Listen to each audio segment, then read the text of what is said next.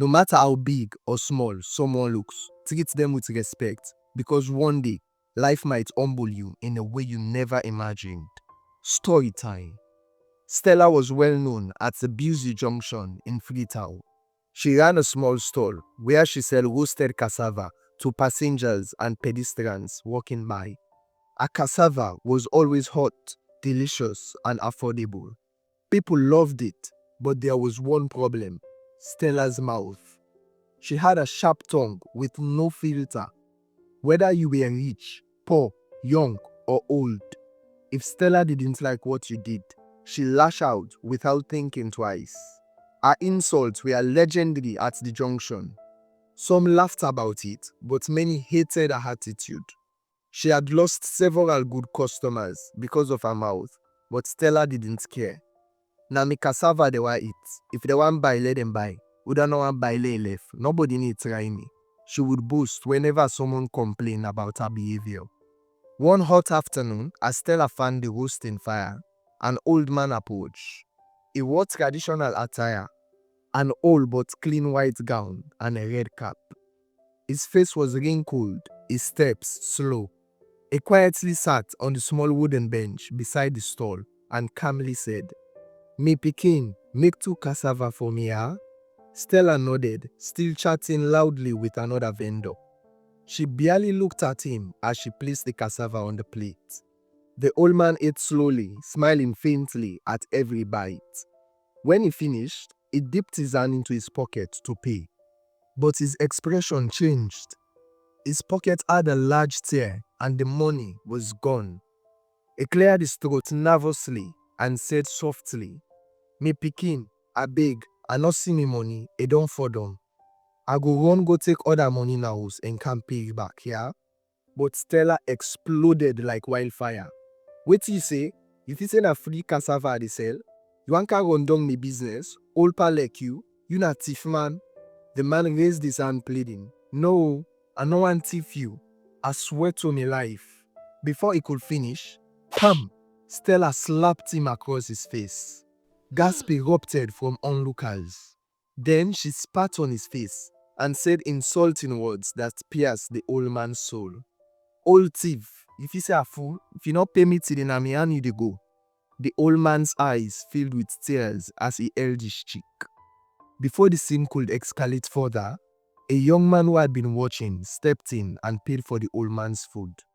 The old man slowly stood up, adjusted his torn pocket, and looked at Stella with eyes full of pain. His voice was slow but chilling.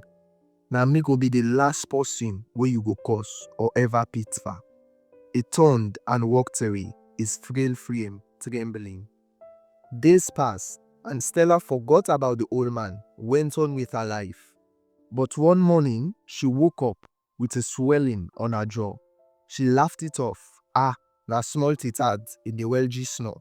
She went to the dentist, but after checking, the doctor shook his head. "Your mouth is fine. This isn't a dental problem." The swelling grew bigger by the day. Soon, her mouth started bulging, and a foul odor started coming out whenever she speaks. People started avoiding her stall. Customers whispered and mocked her. Stella tried medicine, herbs, anything, but nothing worked. The swelling worsened to the point where she could barely speak.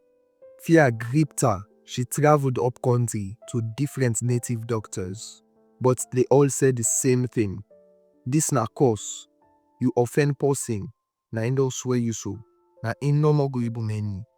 Stella rushed back to town in desperation to find the old man.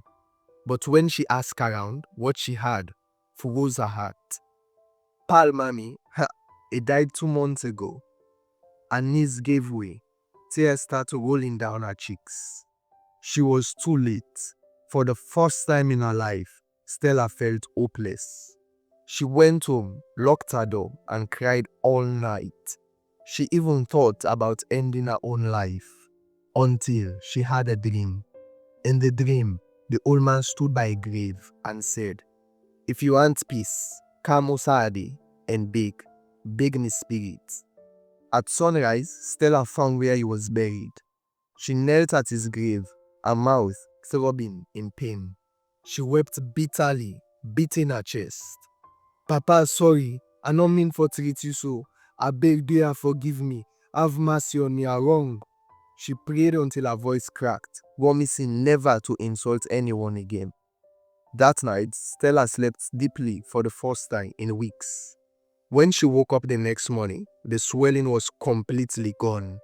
Her face was normal, the foul odor disappeared. From that day on, Stella changed completely.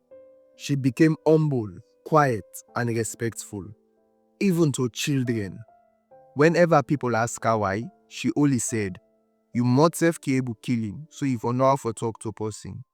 The curse was gone, but the lesson stayed forever.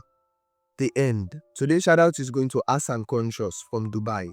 Thank you for watching. If you love stories like this and would love to see more, please give me a follow, leave a like, comment your name and where you're watching from to get shout out in my next video.